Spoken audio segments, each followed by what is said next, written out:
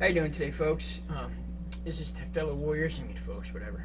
Fellow kidney warriors. How you doing? This is Tim with Dialysis Diaries. Just wanted to hop on here and make a podcast or a video about this thing I've just read on Facebook. It's from a fellow warrior, Jeff Parke, and it actually made a lot of sense to me. Like, really hit me thinking about it, and it hits all the right points. So I'm gonna read it first and then discuss everything with you. Alright, when my world collapsed into a rhythm of dialysis chairs and lab draws, I kept waiting for someone to hand me the real playbook, the one that goes beyond to watch your potassium and limit your fluids. It never came. Nobody walked in with it, not the nephrologist who quoted my GFR like a weather report, not the social worker with her stack of brochures, not the dietitian with her photocopied list and her tired smile.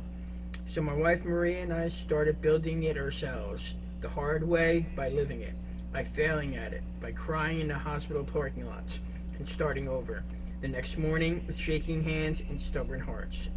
What I have learned after 3 transplants and more years inside the system than I have ever wanted is that the standard care plan is engineered for compliance, not for human beings. It is a checklist, not a life. It tells you what to avoid. It rarely tells you how to actually live.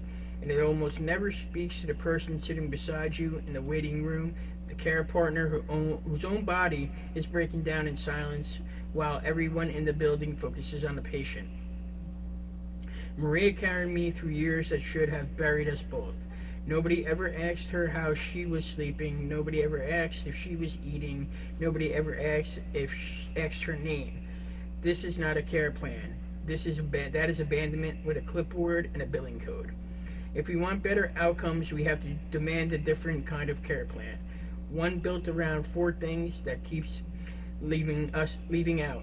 4 things that I am begging you to fight for. Education that respects your intelligence, not pamphlets, not a rushed hallway conversation while the doctor hands is already on the doorknob.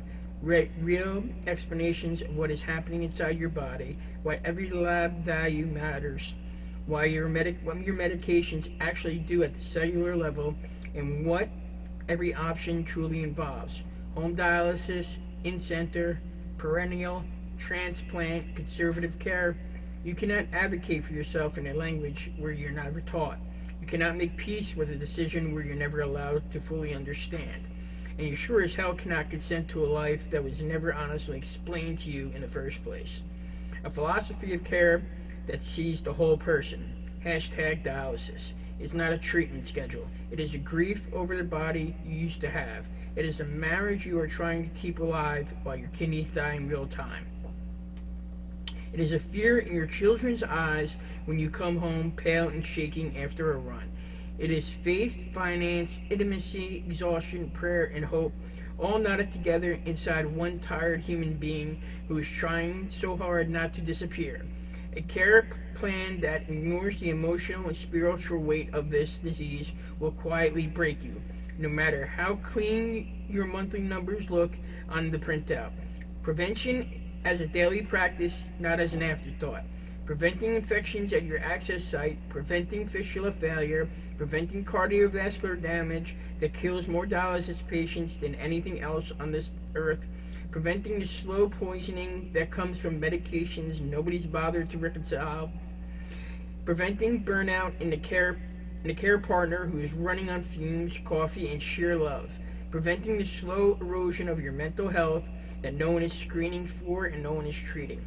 Prevention is where dignity is preserved. Prevention is where years that are added back to a life that this disease keeps trying to steal one lab draw at a time.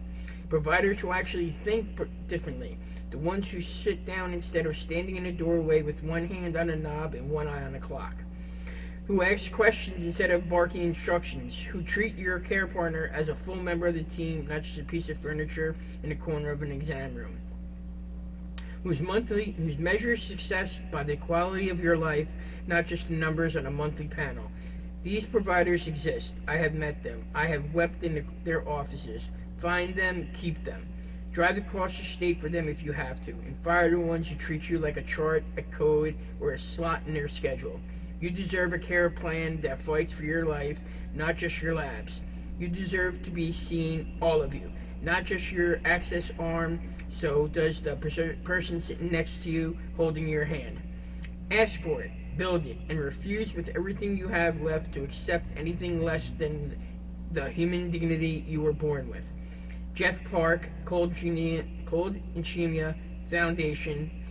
I'm sorry if I mispronounced that, Jeff, but this article just hit me hard. You know, I shared it on Facebook, and I was reading it again, and I just had to read that out on a cast so like people can see that and read and like listen through this. But that hit a lot of points. You know what I mean? It's like I can remember personally the look like in my daughter's eyes every time I would come from the hospital, and the trauma on her alone it has been crazy.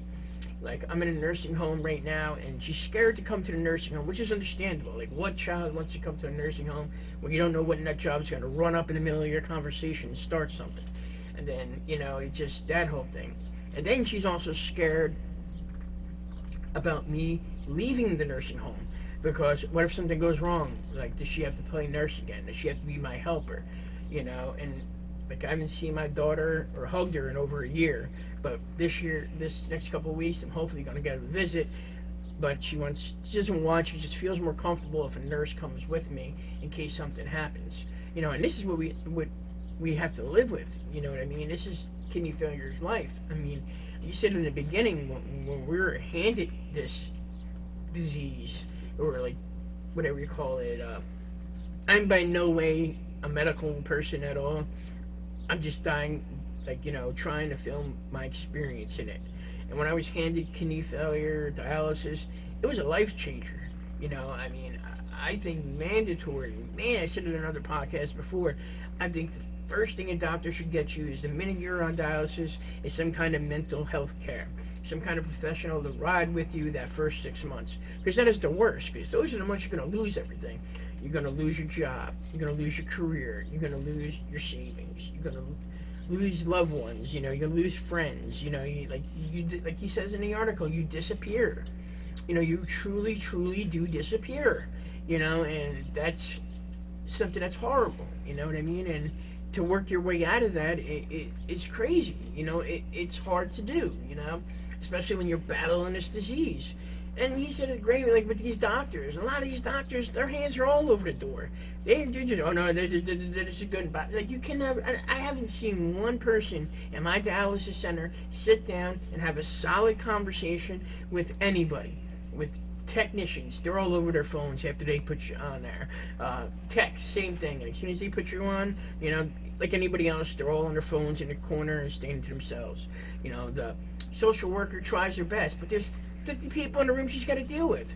So you can't expect her to have one conversation with one person. You know, maybe you should have more social workers in the building at one time. Same thing with the dietitians. Our dietitian just passes out the blood work, which honestly I thought that should be being handed out by the nurse. I didn't know a dietitian was able to do that. You know, but it's crazy. You know what I mean? It's just that article hit a lot of points, and it hit a lot of parts I thought about. You know, I first met Jeff, like, I didn't meet him yet, but I interacted with him on Facebook. He made a couple comments, you know, and, you know, he was right, you know what I mean? I'm not, by any means, a medical doctor. I'm a blue-collar worker. I was an HVAC worker. I worked on heating, coolers, boilers, anything like that. I can help you with. But when it comes to this stuff, I didn't have a clue. I was walking blind into that doctor's office, or when I was in the hospital, when I got, you know, told I had kidney failure, that, oh, next week you're going to be on dialysis. I'll be prepared to go there 3 days a week. And the biggest lie I was told is, oh, no, after your first session, you're going to feel like $1 million. You're going to feel like you can run. Now, that was bullshit. I ain't never felt good after dialysis. Never. I don't give a fuck what they say. You know, maybe some people are, but hey, there's a Michael Jordan out there somewhere, and there has to be, you know what I mean? There's one, you know what I mean? There's got to be that one golden goose that can do everything. But it certainly wasn't me, you know, not me at all. I've been fighting this for 5, 6 fucking years, you know what I mean? And I hated every minute of it, you know, and it's something that I hope changes, you know, I really do. Like, right now, I'm stuck in a nursing home, and I'm trying to get out, When I got put in here, like I lost my house, I lost all my things.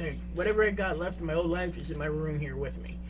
I was lucky to put together a couple bucks to get the stuff I needed to put a podcast together, and I put it on hold for a while because I was in a depression and I didn't think I could do it. I didn't think nobody would watch it. I just think it'd be a waste of time, but it ended up being very therapeutic, and I met people